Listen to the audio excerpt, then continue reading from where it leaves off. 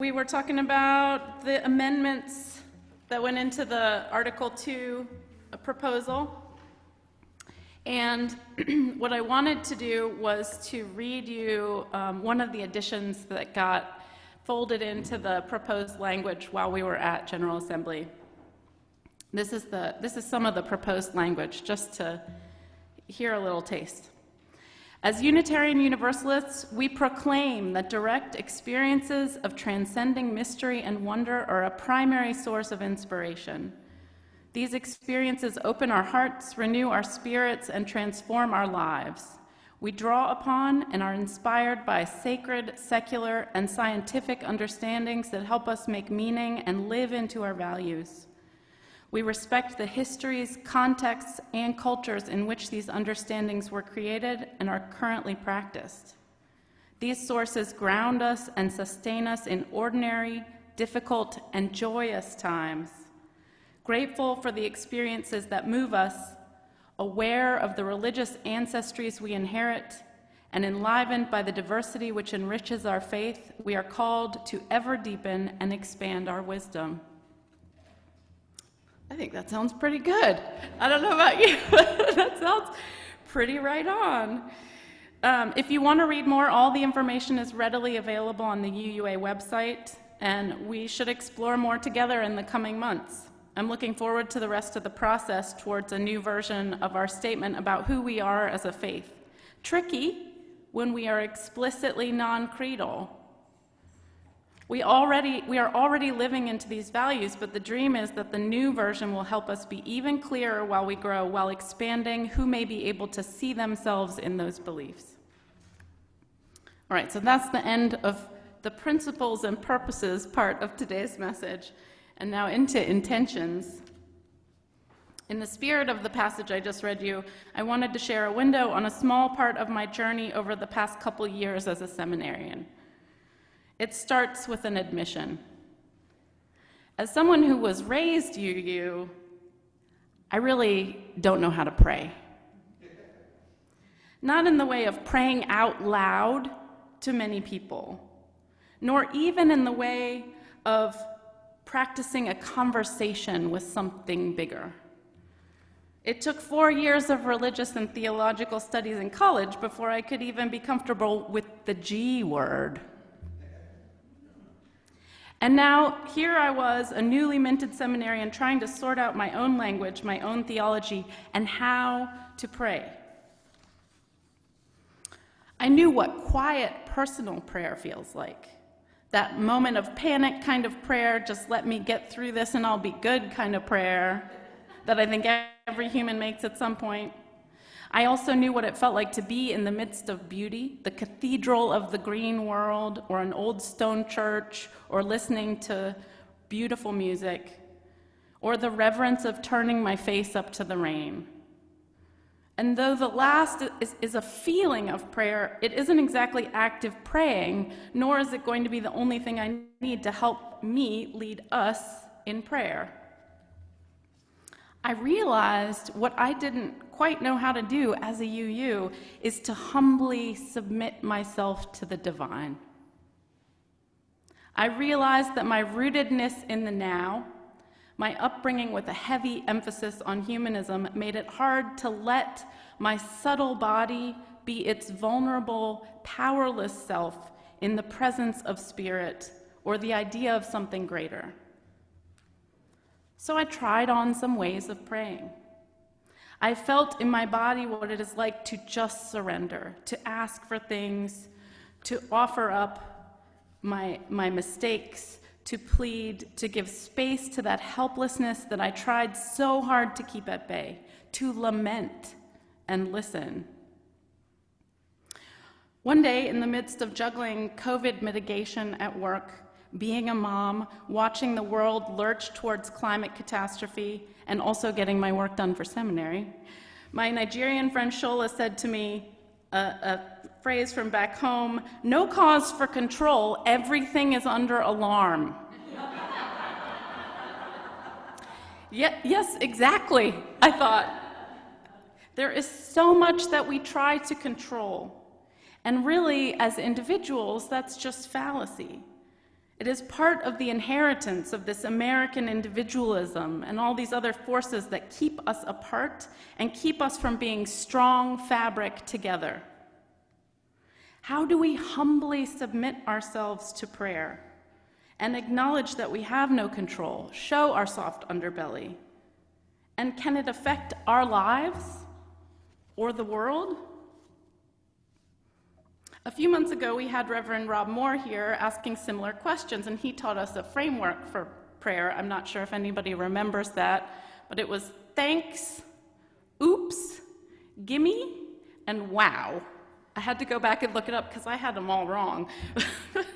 But as someone who also believes that our only chance to really heal the world is through being present with our own bodies and knowing full well that we UUs like to keep it all safely above the neck, I would like to invite you to spend a moment imagining what it might feel like to take a traditional pose of prayer. What would even that format, hello, wow, ask, thank, plead, look like, and most importantly, feel like then? What gestures might you do with your hands? Would you bow your head? Would you kneel? As we think about this, I want to acknowledge that some of you may be coming from places where you did take those poses in your life, and they may be a part of some religious trauma for you. So please tread carefully if this is your story, and do what works for you. Let's close our eyes for a moment and try something that feels right just in your mind. If you feel moved to move your arms or the rest of you, you may. Just close our eyes for a moment and imagine what pose might feel like supplication.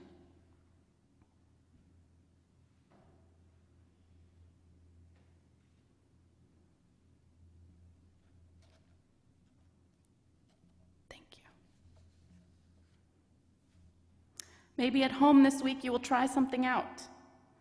Some people try child's pose as a position of surrender, or maybe moving very slowly with intention.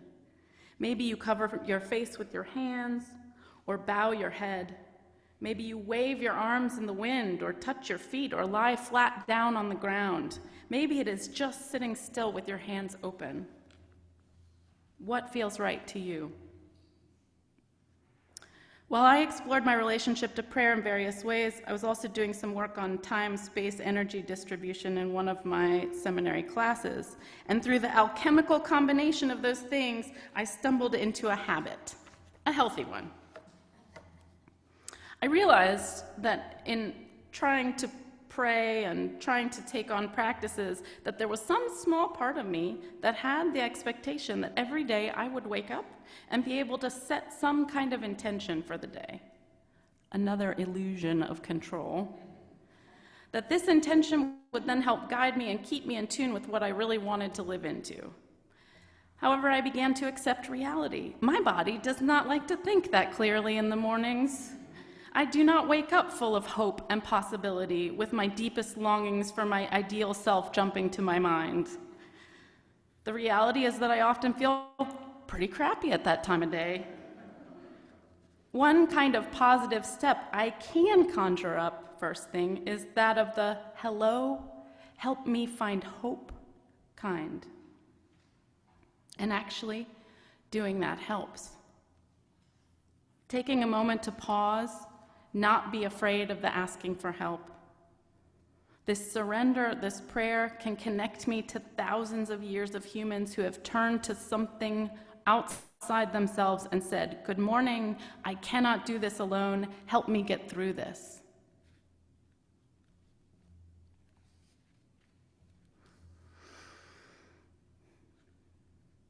In addition to having this new way to grumble my way into the day, I found a little hack for the intentions I could never conjure up at 6 a.m. I decided to plan it out ahead of time. I start with one for a stretch of time and then found that there were 5 or 7 things that I wanted to be working on in how I am in the world. So I spread them out, gave each one to a day. So last year my week might look something like Monday, breathe. Tuesday, listen. Wednesday, you are a gift. Thursday, space. Friday, celebration. Throughout the day, when I was helping a small child at work, or when I was cooking dinner and tired, or in a moment of quiet drive between places, or when I was at my wit's end, I could use this lens, this orientation, to help me respond in a better way. It is essentially a UU liturgical practice. I'd like to make another invitation, another offering to you all. Take a few moments and think of one intention you might carry with you for the rest of the day. It might be related to this moment. It might not. You're welcome to borrow mine. My current Sunday intention is devotion. Make it short, but broad enough, hopeful enough, kind enough that it gives you a little bit of joy, and also holds you to an idea of your best self. It doesn't actually resonate. If it doesn't actually resonate, that's another good one, resonate, then it won't work. It's not a goal. It's an intention, a way to remind you how to respond in the moment to things as they arise. Don't judge your first idea too harshly. If it doesn't work, at the end of the day, throw it out. Start with another one tomorrow. If you can, stick with it for a few days, or choose 3 and decide which days you'll keep them in mind. Whatever system works for you. Look to language from a poem, or from your partner, or maybe even draw from the language of Article 2. There are massive things that are shifting.